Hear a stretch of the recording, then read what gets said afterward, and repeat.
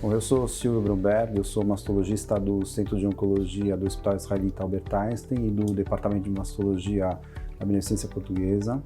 Eu vim aqui hoje no evento do Breast Cancer Review para falar um pouquinho sobre o carcinoma in situ. O carcinoma in situ, apesar dele ter um diagnóstico muito simplório, que é a proliferação de células dentro do duto, ele vem gerando uma série de conflitos em relação aos tratamentos e as propostas que a gente pode sugerir aos pacientes. Por que isso? Porque ele possui graus diferentes, o grau 1, grau 2 ou 3, que têm comportamentos diferentes quando analisados. Então, quando a gente pega os estudos onde a gente vê pacientes, por exemplo, que tinham um diagnóstico de carcinoma in situ grau 1 e que não fizeram nenhum tratamento, quando a gente acompanha esses estudos num desfecho de longo prazo, a gente percebe que a sobrevida dessas pacientes com carcinoma in situ grau 1 que trataram e que não trataram foi exatamente o mesmo. No entanto, em relação aos pacientes que não realizaram o tratamento e eram grau 2 ou grau 3, o que a gente percebe comparando as curvas a médio e longo prazo é que realmente as pacientes que não fizeram nenhum tipo de tratamento quando tinham um carcinoma in situ grau 2 ou 3, elas sim tinham um desfecho muito pior. Os tratamentos para o ductal in situ, basicamente, eles se baseiam na cirurgia, a hormonioterapia, aquelas que são receptores hormonais positivos, e a radioterapia. A hormonioterapia geralmente se usa por um período de 5 anos e o standard, o padrão até então utilizado é de 20 mg do tamoxifeno para as mulheres na pré ou pós-menopausa, e tem 2 estudos mostrando o inibidor de aromatase, que seria o hexamistano ou anastrozol para as mulheres na pós-menopausa. No entanto, vale uma ressalva aqui em relação a um estudo apresentado pelo de Chase em dezembro do ano passado em San Antônio, tentando usar 5 mg de tamoxifeno como tratamento opcional a essas pacientes. Esse é um estudo com cerca de 500 pacientes no total, é um estudo único mostrando talvez o benefício de uma dose muito menor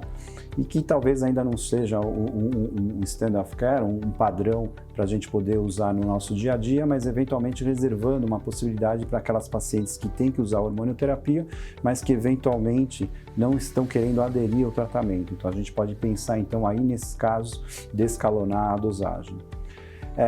Em relação à radioterapia, geralmente a radioterapia se faz a radioterapia padrão, que é a radioterapia externa, no esquema tradicional ou hipofracionado, ou às vezes com boost ou sem boost.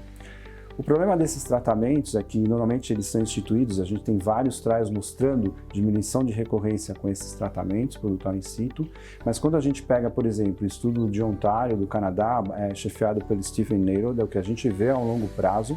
é basicamente que, apesar dos tratamentos serem diversos, você fazer a radioterapia, a hormonioterapia ou os dois, a sobrevida total é a mesma.